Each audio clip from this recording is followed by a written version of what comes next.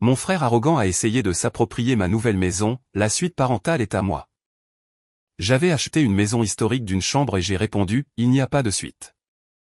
La trahison n'a pas eu lieu dans une salle de réunion ou une ruelle sombre. Elle a eu lieu dans la cuisine de mon enfance, autour d'une assiette de biscuits achetés en magasin qui avait le goût de la sueur de bois et de la tromperie. J'étais déjà vulnérable. Je souffrais d'une grave migraine depuis 3 jours. Le genre qui commence à la base du crâne et s'enroule autour des yeux comme un étau de fer chaud. Ma vision était trouble. Mon estomac se tordait. Et j'étais physiquement épuisé par un sprint de 6 mois au travail, à coder jusqu'à 3 heures du matin, à gérer une équipe à distance sur 3 fuseaux horaires et à obtenir une promotion qui s'accompagnait d'une augmentation de salaire significative que j'avais stupidement gardée pour moi. Ou du moins, c'est ce que je pensais. J'étais venu chez ma mère parce qu'elle avait dit qu'elle avait de la soupe. Il n'y avait pas de soupe. Il y avait juste Linda assise à la tête de la table, les mains jointes, et Walker, mon frère aîné, appuyé contre le comptoir avec ce sourire suffisant et paresseux qui lui avait valu d'éviter les ennuis depuis l'âge de 5 ans. « Isabella, assieds-toi » dit Linda. Ce n'était pas une invitation. C'était une convocation. Je m'enfonçais dans la chaise en bois dur, protégeant mes yeux de la lumière fluorescente crue au-dessus de ma tête. « Maman, j'ai vraiment besoin de m'allonger. Tu as dit que tu avais fait de la soupe aux nouilles de poulet. Nous avons une crise, Bella, interrompit Walker, mordant dans une pomme qu'il avait sortie du panier de fruits. Il mâchait la bouche ouverte, un son humide et claquant qui faisait pulser mon mal de tête. Jessica et moi allons être expulsés à nouveau. Je soupirai, me frottant les tempes. Walker, c'est la 3e fois en 2 ans. Je t'ai dit que je ne pouvais plus te prêter d'argent pour le loyer. Je viens littéralement de rembourser mes prêts étudiants. Nous n'avons pas besoin d'argent pour le loyer, dit Linda, sa voix tombant dans ce ton soyeux et dangereux qu'elle utilisait lorsqu'elle était sur le point de demander quelque chose d'impossible. Nous avons besoin d'une solution, une solution permanente. Je l'ai regardée, confuse. D'accord, alors Walker doit trouver un emploi qui rapporte plus que le salaire minimum, ou Jessica doit arrêter d'acheter des sacs à main de marque à crédit. Walker jeta le tronon de pomme dans la poubelle. Ne commence pas avec ces conneries de jugement. Tu ne sais pas la pression que je subis. Voici le plan, annonça Linda, faisant glisser un morceau de papier sur la table. C'était un imprimé Zillow. Je sais que tu cherchais à acheter une maison. Tu as économisé pendant 5 ans. J'ai vu tes relevés bancaires. Le sang me glaça les veines. Tu as fouillé mon courrier. Je rangeais, dit-elle en agitant la main d'un air dédaigneux, comme si violer ma vie privée était la même chose que de dépoussiérer une étagère. Le fait est que tu as assez pour un acompte sur une propriété substantielle. Celle-ci. Je regardais la feuille. C'était un vaste colonial de 5 chambres dans le quartier scolaire le plus cher du comté. C'était 3 fois mon budget. Maman, c'est fou, murmurai-je. Je cherche un petit bungalow juste pour moi. Ne sois pas égoïste, lâcha Linda. Walker, Jessica et les enfants ont besoin d'un endroit. Tu achètes cette maison. Tu prends la suite parentale dans le grenier.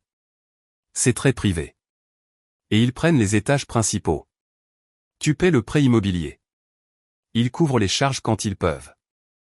Tu veux que j'achète un manoir que je ne peux pas me permettre d'héberger une famille de 5 que je n'ai pas créée? Demandai-je, ma voix tremblante, non pas de peur, mais d'une rage soudaine et bouillante. C'est ce que fait la famille, dit Walker en me faisant un clin d'œil. De plus, tu es célibataire. À quoi as-tu besoin d'espace? Nous te rendons service.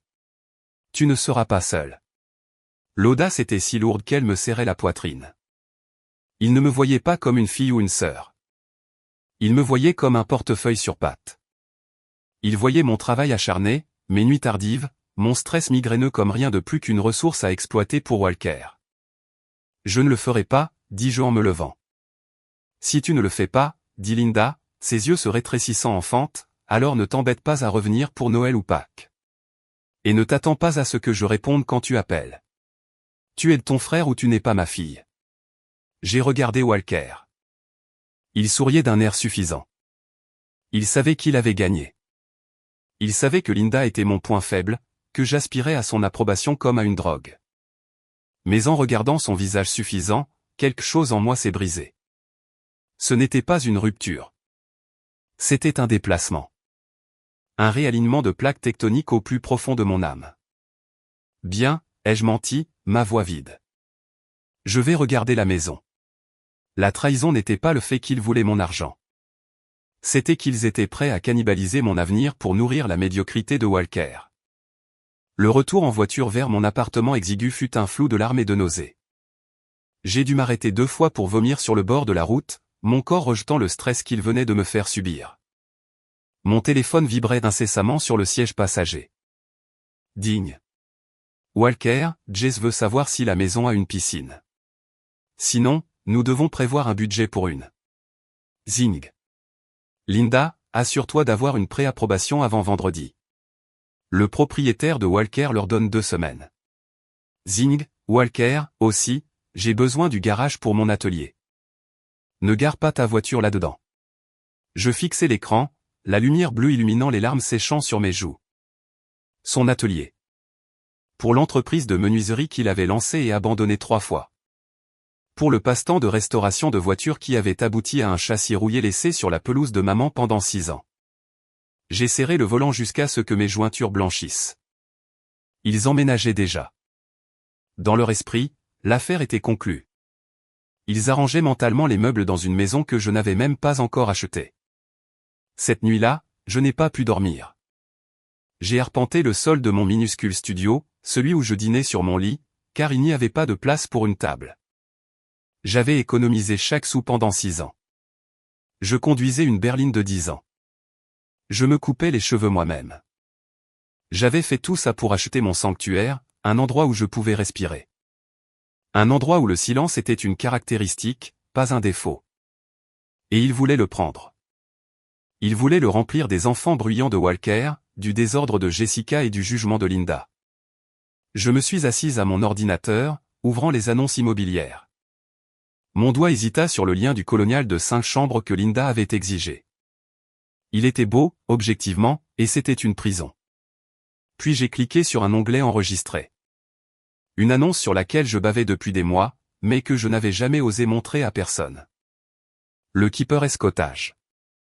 C'était une maison de garde historique construite en 1920.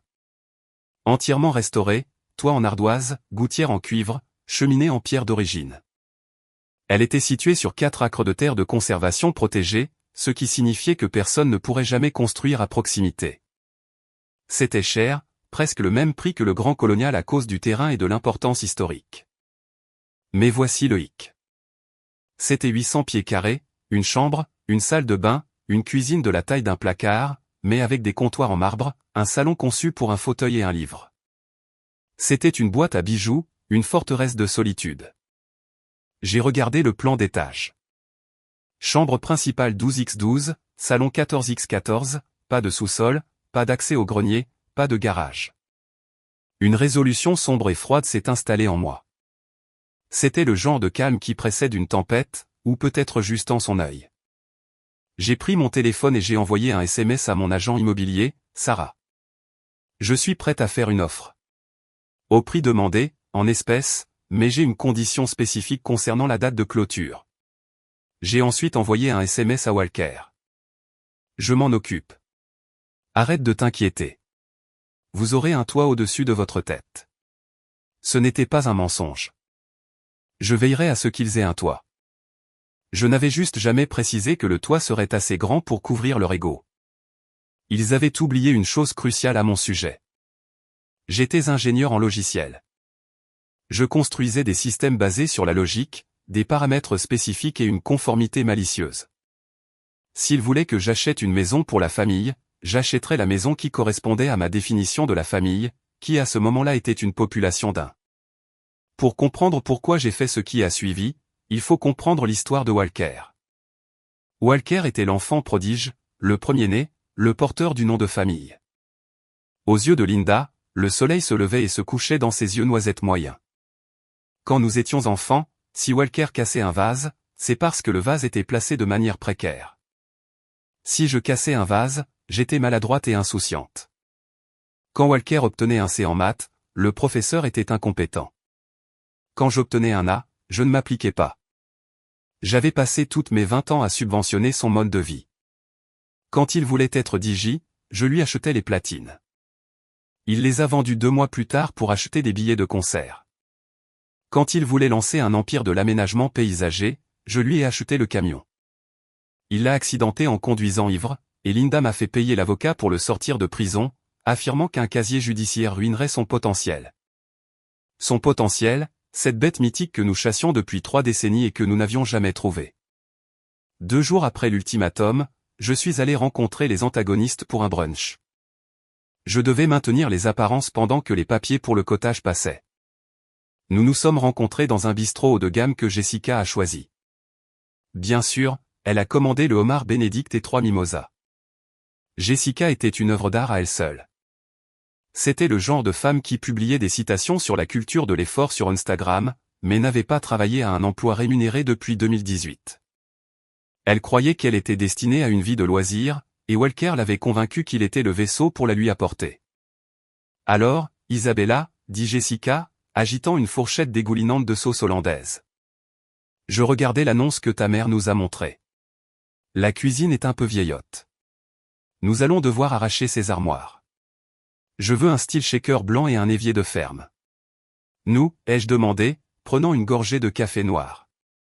Eh bien, c'est moi qui vais y cuisiner, a-t-elle ri, un son strident qui me tapait sur les nerfs.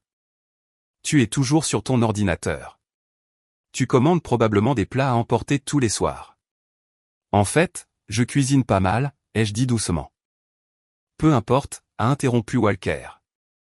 L'important, c'est le sous-sol. Je l'ai mesuré dans ma tête. Je peux y installer un téléviseur de 70 pouces. Ce sera l'ultime caverne d'homme.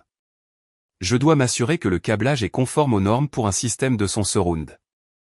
Et les enfants, a ajouté Linda, essuyant une miette de sa lèvre. Les jumeaux ont besoin des chambres donnant sur l'arrière-cour.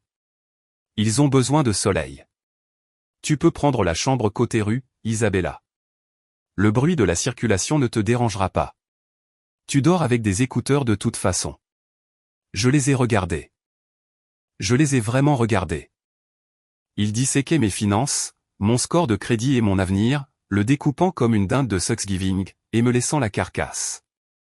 Il n'y avait aucune gratitude, aucune reconnaissance que j'étais sur le point de dépenser un demi-million de dollars. Pour eux, c'était simplement l'ordre naturel des choses. Isabella donne, Walker prend, et Linda applaudit la transaction. J'ai une question, ai-je dit, gardant ma voix calme. Si j'achète cette maison, cette immense maison, comment allez-vous faire pour aider avec les factures?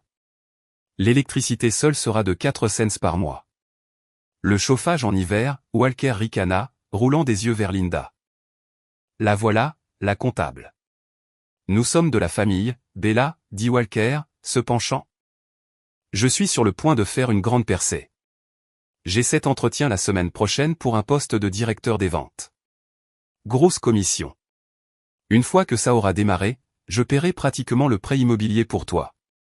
Tu fais un investissement en nous. Un directeur des ventes? Ai-je demandé. Walker, tu n'as pas d'expérience en vente. J'ai des compétences relationnelles, a-t-il crié, claquant sa main sur la table, faisant sauter les couverts. Les gens aux tables voisines se sont tournés pour regarder. Mon Dieu, tu n'es d'aucun soutien. C'est pour ça que tu es célibataire. Tu émascules tout le monde autour de toi. Linda a tendu la main et a tapoté la main de Walker. Calme-toi, chérie. Elle ne le pense pas. Elle est juste anxieuse. Elle n'a pas l'habitude de prendre de grandes décisions comme celle-ci. Elle a tourné son regard froid vers moi. Règle ça, Isabella. Achète la maison. Excuse-toi auprès de ton frère. J'ai regardé le homard dans l'assiette de Jessica, que j'allais payer. J'ai regardé le visage rouge et en colère de Walker. J'ai regardé le regard exigeant et plein d'attente de Linda. Je suis désolé, Walker, ai-je dit. Tu as raison. Je vais m'assurer que tu aies exactement ce que tu mérites. J'ai fait signe au serveur pour l'addition. J'ai payé l'addition de 150 sans un mot. Alors que je me dirigeais vers ma voiture, mon téléphone a vibré. C'était Sarah, l'agent immobilier. Offre acceptée. Le keeper escotage est à vous. Clôture dans 10 jours. J'ai souri pour la première fois en une semaine. Ils voulaient une maison. Je leur ai trouvé une maison. Les 10 jours précédant la clôture furent une leçon magistrale de dissociation. Je vivais 2 vies simultanément. Dans une vie, la réalité habitée par ma famille. J'étais la belle-fille qui finissait par rentrer dans le rang. Mon téléphone vibrait incessamment avec leurs exigences, qui avaient muté de requêtes en ordre architecturaux détaillés. Jessica m'a envoyé 42 liens vers des meubles de style ferme chic totalisant plus de 30 000 $ avec la légende, juste des idées pour le salon formel. Mets-le sur ta carte pour les points. Walker m'a envoyé des croquis grossiers d'un mur multimédia qu'il prévoyait de construire dans le sous-sol du manoir imaginaire, exigeant que j'embauche un entrepreneur pour précabler la cloison sèche avant le jour du déménagement. Linda m'appelait tous les matins à 7 heures pour me rappeler que la suite d'invités, ma chambre, devait être suffisamment éloignée de la cuisine pour que je ne dérange pas le sommeil de Walker lorsque je préparais le café avant le travail. Dans ma vie réelle, cependant, je fortifiais méthodiquement ma forteresse. Je n'achetais pas seulement une maison. J'achetais ma liberté, et je savais que cette liberté devrait être défendue. J'ai embauché un serrurier spécialisé pour installer des verrous sur la lourde porte en chêne du cottage. Le matin de la clôture, j'ai contacté le fournisseur d'accès Internet local pour installer une connexion de qualité professionnelle uniquement à mon nom, avec un mot de passe si complexe qu'il faudrait un superordinateur pour le casser. Mais l'étape la plus cruciale fut l'enquête. Je savais qu'une fois que j'aurais lâché la bombe, que le manoir n'existait pas et que le cottage était un sanctuaire à occupation unique, ils essaieraient de me culpabiliser pour me soumettre. Ils utiliseraient leur situation de dénuement comme une arme. Nous n'avons nulle part où aller. Nous serons dans la rue. J'avais besoin de levier. Je devais savoir exactement pourquoi ils étaient expulsés cette fois. Walker avait affirmé que le propriétaire vendait l'immeuble. Cela semblait plausible, mais les mensonges de Walker avaient toujours une odeur douce distincte, comme des fruits pourris. J'ai pris une demi-journée de congé et je suis allé au bureau du greffier du comté. Les registres publics sont une belle chose. Il m'a fallu 20 minutes pour trouver le numéro de rôle associé à l'adresse actuelle de Walker. Ce n'était pas une expulsion sans motif. C'était une action en justice pour destruction de propriété et rupture de bail. Je me suis assise sur un banc en bois dans le couloir, lisant la plainte sur ma tablette. Le propriétaire ne vendait pas. Il les expulsait parce que Walker avait tenté de rénover le logement en démolissant un mur porteur pour créer un flux à air ouverte, causant des dommages structurels à l'unité du dessus. Il y avait aussi des plaintes citées pour violation de bruit, et c'était le coup de grâce, occupant non autorisé. J'ai continué à lire. Le jugement incluait des photos, des trous dans les cloisons sèches, un tapis taché de ce qui ressemblait à de l'huile moteur, une arrière-cour remplie de pièces de voitures rouillées. Puis j'ai appelé une amie à la direction des ressources humaines de l'entreprise où Walker prétendait avoir son grand entretien pour le poste de directeur des ventes. Isabella, a-t-elle chuchoté, clairement en douce. J'ai vérifié le système. Nous n'avons pas de Walker sur le calendrier des entretiens. Nous n'avons même pas de poste de directeur des ventes ouvert en ce moment. Nous sommes en gel d'embauche. Je l'ai remercié et j'ai raccroché. Mes mains tremblaient, non pas de peur, mais de la pure adrénaline de la validation. Il n'était pas malchanceux. Il était un menteur. Il allait détruire le manoir tout comme il avait détruit la location. Et il n'avait aucune perspective d'emploi pour payer les dégâts. J'ai tout imprimé, les documents judiciaires, les photos de l'appartement détruit, l'email confirmant le gel d'embauche. Je les ai mis dans une chemise cartonnée impeccable. Le matin de la clôture, j'ai signé les papiers d'une main ferme. Les clés du Keeper Escotage étaient lourdes, en vieux fer. Elles étaient froides et réelles. Félicitations, a dit l'agent immobilier. C'est une propriété unique, très intime. C'est parfait, ai-je répondu. Je suis allé à ma voiture et j'ai envoyé un seul message au chat de groupe familial. J'ai les clés. Retrouvez-moi à l'adresse que j'envoie maintenant. Amenez le Huol. Finissons-en. Le trajet vers la zone de conservation fut d'une lenteur agonisante. Je menais le convoi dans ma berline. Derrière moi, Walker conduisait un immense camion Huol de 26 pieds qu'il avait sans aucun doute payé avec la carte de crédit de Linda. Derrière lui se trouvait le SUV de Linda, rempli jusqu'au toit avec Jessica et les 3 enfants. Ils m'ont suivi en quittant l'autoroute principale, s'attendant à tourner vers Oak Creek Estate, le lotissement où se trouvait le manoir.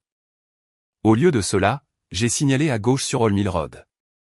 Mon téléphone a immédiatement sonné. C'était Walker. Où vas-tu? A-t-il exigé, sa voix crépitant via le Bluetooth. Le GPS dit que les propriétés sont de l'autre côté. Raccourci, ai-je dit calmement. Fais-moi confiance. Nous avons traversé des bois denses, la route passant de l'asphalte au gravier concassé. Les arbres formaient une canopée au-dessus, bloquant le soleil. C'était magnifique pour moi, mais je savais que ça devait leur sembler déroutant. Il n'y avait pas de pelouse impeccable ici, pas de piscine communautaire, juste le silence et la nature. Finalement, nous avons atteint la clairière. Le Keeper Cottage se tenait là dans toute sa modeste gloire historique. C'était une structure en pierre, charmante et solide, avec du lierre grimpant sur la cheminée et un petit jardin parfaitement entretenu devant, mais elle était petite, indéniablement agressivement petite. Je me suis garé et je suis sorti. Je me tenais près du portail d'entrée, serrant mon dossier. Le U-Haul a gémi alors que Walker claquait sur les freins. La poussière tourbillonnait autour du camion. Il a sauté, laissant le moteur tourner. Il a regardé autour de lui, tournant en cercle, balayant les arbres du regard. Où est-elle? A-t-il demandé. L'allée est derrière cette petite cabane? Linda et Jessica ont dévalé du SUV. Les enfants ont immédiatement commencé à courir vers les parterres de fleurs. Éloignez-vous de là, ai-je claqué, ma voix plus acérée qu'ils ne l'avaient jamais entendue. Les enfants se sont figés. Isabella, ma chérie, a dit Linda, ajustant ses lunettes de soleil. Je ne comprends pas. On s'est arrêté pour une pause pipi? Où est la maison? J'ai pris une profonde inspiration. L'air sentait le pain et la terre humide. C'est ça, maman. C'est la maison. Il y eut un silence si profond que l'on aurait dit que les bois eux-mêmes retenaient leur souffle. Jessica a regardé le cottage, puis le U-Haul, puis à nouveau moi.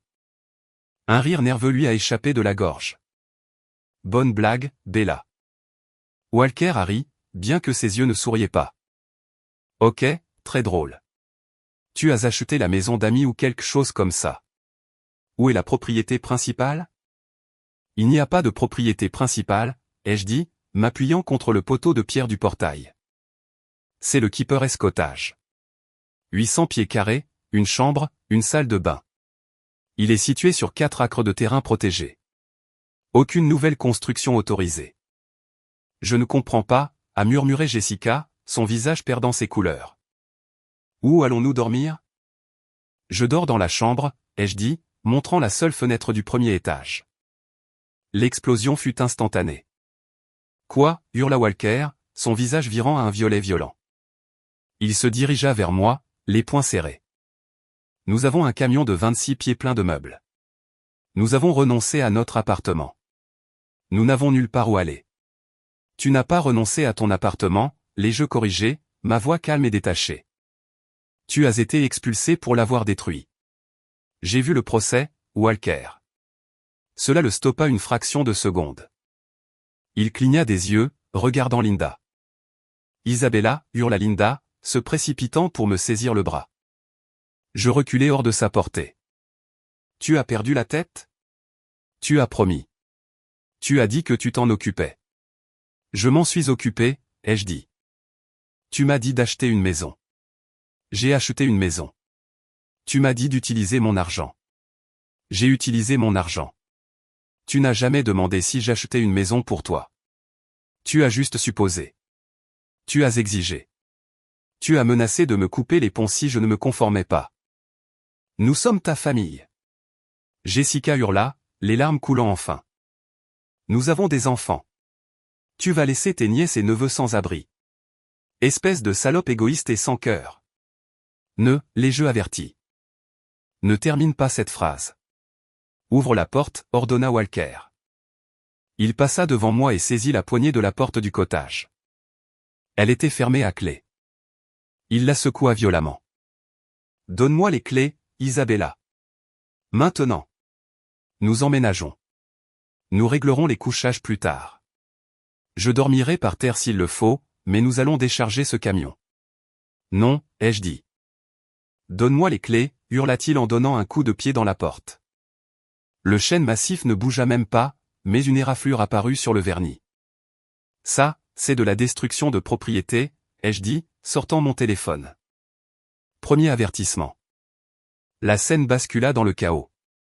Walker arpentait la petite allée de gravier comme un animal en cage, lançant du gravier sur ma nouvelle maison. Jessica était assise sur le marchepied du hall, sanglotant bruyamment dans son téléphone, appelant probablement sa mère pour lui dire quel monstre j'étais. Les enfants hurlaient parce que les signaux Wi-Fi de leur iPad n'atteignaient pas si loin dans les bois. Linda, cependant, visa la jugulaire. Elle se calma, lissa sa blouse et s'approcha de moi avec un air de pure déception distillée. « Je t'ai mieux élevé que ça, dit-elle, sa voix tremblante d'une tristesse feinte. Tromper ton propre frère ? Nous attirer ici avec un camion de déménagement, sachant qu'il n'y avait pas de place. C'est cruel, Isabella. C'est sadique. Cruel ? J'ai ri. Un son dur. Cruel, c'est de dire à ta fille qu'elle ne vaut de l'amour que si elle finance les échecs de son frère.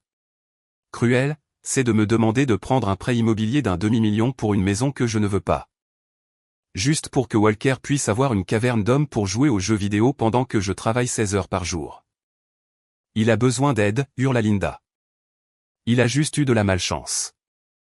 De la malchance ? J'ai ouvert la chemise cartonnée. Est-ce de la malchance qu'il ait démoli un mur dans une propriété locative qu'il ne possédait pas ? Est-ce de la malchance qu'il doive 4 000 $ de dommages et intérêts ? J'ai sorti les photos de l'appartement détruit et les ai brandies. Linda a reculé comme si je l'avais giflé. Je ne savais pas ça, balbutia-t-elle. Bien sûr que non, ai-je dit, parce qu'il vous ment, tout comme il a menti à propos de l'entretien d'embauche. Je me suis tourné vers Walker, qui avait cessé de donner des coups de pied à la porte et nous regardait maintenant avec des yeux plissés. Il n'y a pas de poste de directeur des ventes, Walker, ai-je dit, projetant ma voix pour que Jessica puisse m'entendre aussi. J'ai appelé l'entreprise. Ils sont en gel d'embauche. Il n'y a pas d'entretien la semaine prochaine. Vous aviez l'intention d'emménager dans ma maison, de me laisser payer le prêt immobilier et de ne rien apporter du tout, comme vous le faites toujours. Le visage de Walker se tordit. Le masque de la victime glissa, révélant le prédateur en dessous. Tu te crois si intelligente, ricana-t-il, marchant à nouveau vers moi. Tu crois que parce que tu sais coder et que je travaille de mes mains, tu es meilleur que moi.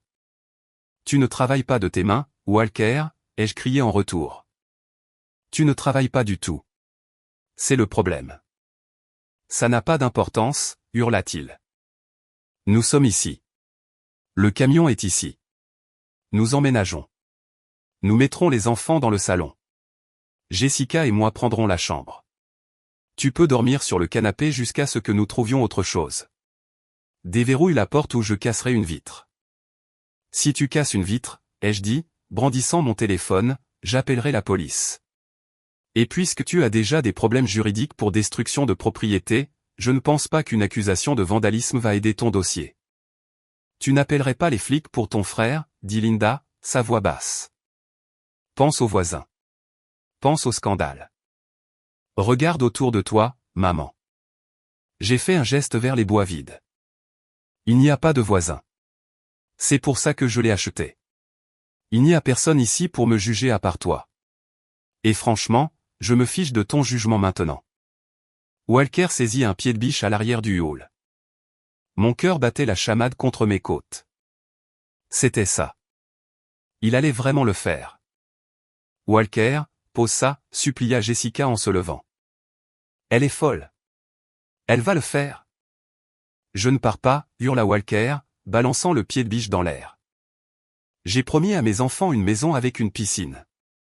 J'ai promis à ma femme un nouveau départ et cette garce égoïste et prétentieuse a tout ruiné. Il marcha vers la magnifique fenêtre en verre plombé du cottage. Je te préviens, ai-je hurlé, mon pouce planant au-dessus du bouton d'appel. Il leva le pied de biche. Je les ai déjà appelés. Une voix retentit depuis la lisière des arbres. Nous nous sommes tous figés. Debout au bord de la clairière se tenait un homme en uniforme vert. Un garde forestier. C'est une zone de conservation protégée, dit le garde, marchant vers nous, sa main posée près de sa ceinture. J'ai vu le hall entrer. Les véhicules commerciaux de plus de 3 tonnes ne sont pas autorisés sur ce chemin d'accès. Vous êtes en train d'abîmer le gravier. Walker baissa le pied de biche, la panique dans les yeux. Agent, c'est un malentendu, dit Linda, passant instantanément à son personnage de vieille dame impuissante. Ma fille, il y a eu une erreur avec les clés. Il n'y a pas d'erreur, ai-je dit clairement. Je suis propriétaire de cette propriété. Ces personnes sont en infraction. Je leur ai demandé de partir et il vient de menacer de casser ma fenêtre. Le garde regarda Walker, puis le pied de biche dans sa main. Il me regarda, debout seul avec mon dossier de preuves. Monsieur, dit le garde, sa voix baissant d'une octave. Lâchez l'arme maintenant. Walker laissa tomber le pied de biche. Il frappa le gravier avec un bruit sourd. Tu vas le regretter, siffla Walker, sa voix tremblante de rage impuissante. Tu es morte pour moi. Bien, ai-je murmuré. J'essaie d'enterrer cette relation depuis des années. Le garde s'interposa entre nous. Madame, voulez-vous porter plainte? J'ai regardé ma famille. Linda avait l'air horrifiée, non pas par la violence de Walker, mais par le fait qu'un étranger en était témoin. Jessica sanglotait doucement, serrant ses enfants. Walker avait l'air de vouloir me tuer. Pas encore, ai-je dit, fixant Walker dans les yeux. Mais je veux qu'il soit escorté hors de ma propriété, et s'il revienne un jour, je les poursuivrai avec toute la rigueur de la loi. Le garde hocha la tête. Très bien, les amis. Allons-y, tournez le camion avec prudence. Alors que Walker remontait dans la cabine, claquant la porte si fort que le camion trembla, j'ai ressenti une étrange sensation dans ma poitrine. Ce n'était pas de la culpabilité. Ce n'était pas de la peur. C'était la première bouffée d'air frais que j'avais prise en 32 ans. Les semaines suivant l'affrontement dans la clairière furent plus calmes que prévu, mais le silence était lourd, comme l'air avant un orage. J'ai passé mes journées à m'installer dans le keeper escotage. Chaque matin, je me réveillais au son des oiseaux, non pas des SMS en colère. Je buvais mon café sur la petite terrasse en pierre, regardant la brume s'élever au-dessus de la prairie. C'était le paradis. Mais je savais que ce n'était pas fini. Les narcissiques ne disparaissent pas, ils se regroupent. Le point culminant arriva de manière prévisible lors d'un événement public où ils pensaient que je serais trop embarrassé pour faire une scène. C'était le mariage de ma cousine Sarah. J'avais hésité à y aller, mais Sarah et moi étions proches, et je refusais de laisser ma famille dicter ma vie sociale. Je suis arrivé à la salle de réception, l'air mieux que je ne l'avais été depuis des années. Ma peau était nette, ma posture détendue. Je portais une robe que j'avais achetée avec l'argent que je n'avais pas dépensé pour un prêt immobilier de 5 chambres. Dès que je suis entré, la température dans la pièce a semblé baisser. Linda tenait la cour à une grande table ronde près de la piste de danse, parlant d'une voix basse et dramatique à mes tantes. Walker et Jessica étaient là, l'air échevelé et affolé. Jessica portait une robe clairement trop chère, et Walker buvait un verre avec un froncement de sourcils sombres. J'ai pris place à une table loin d'eux, à côté de quelques amis de l'université. J'ai essayé d'ignorer les regards brûlants dans mon dos. Puis vinrent les discours. Après que le témoin ait terminé un toast maladroit, Walker se leva. Il n'était pas au programme. Il arracha le microphone au DJ, se balançant légèrement. « Je veux juste dire quelques mots », marmonna-t-il dans le micro.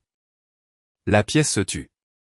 À la famille, à la loyauté, parce que certaines personnes dans cette pièce, elles ne connaissent pas le sens du mot. Mon estomac se serra. Il allait le faire.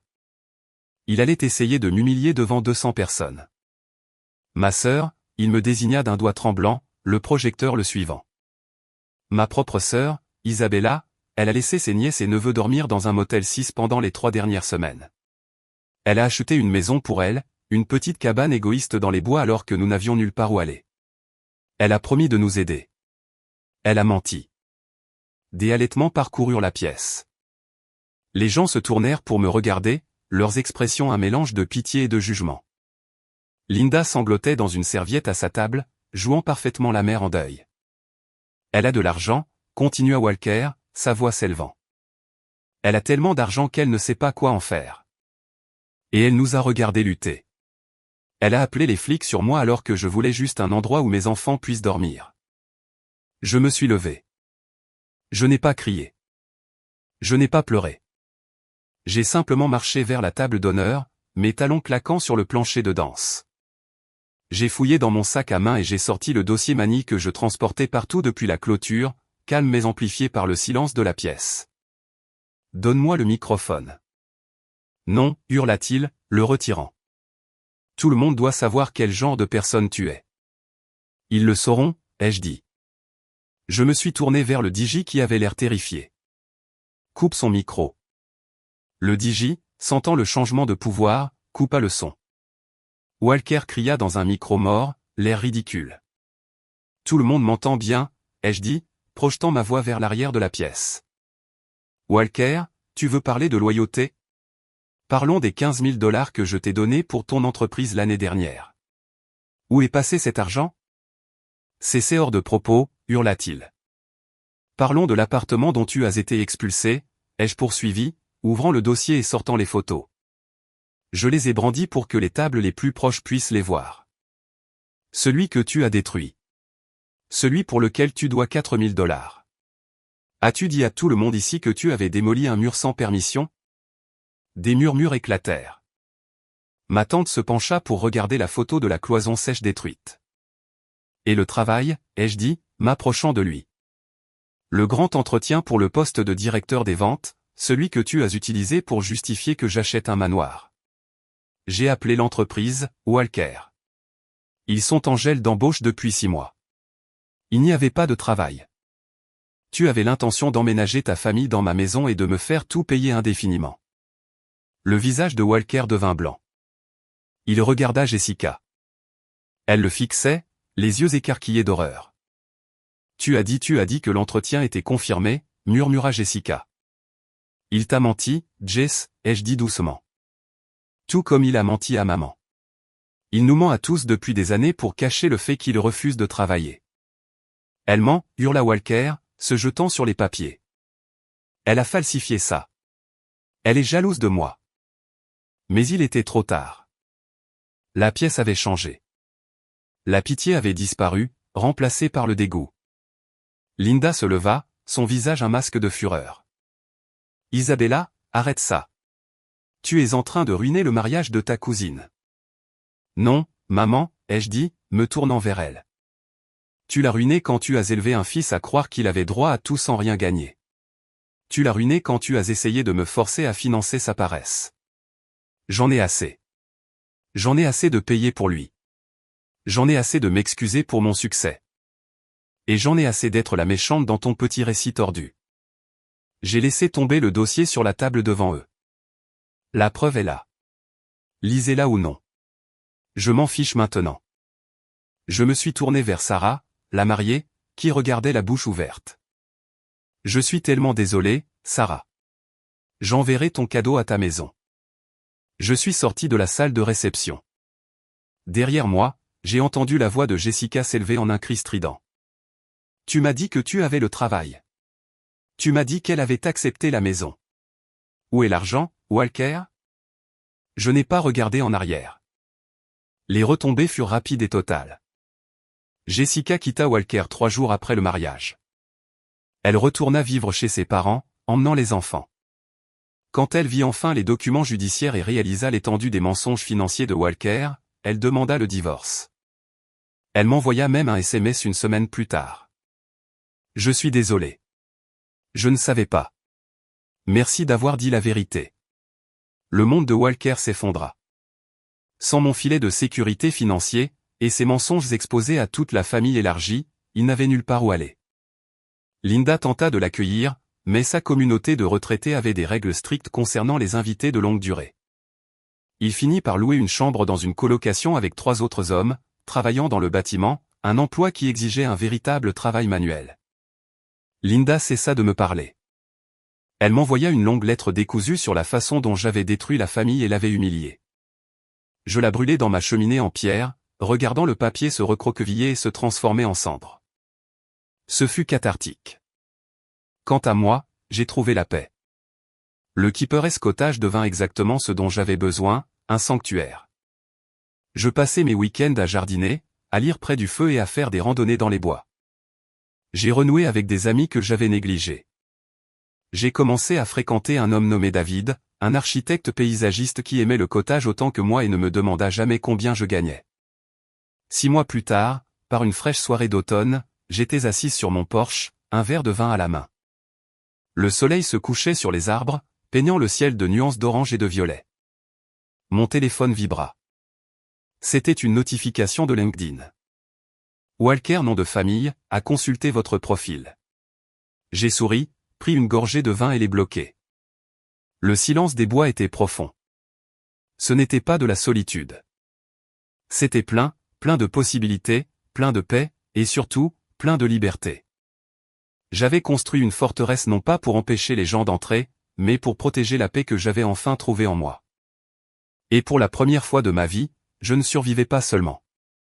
J'étais chez moi.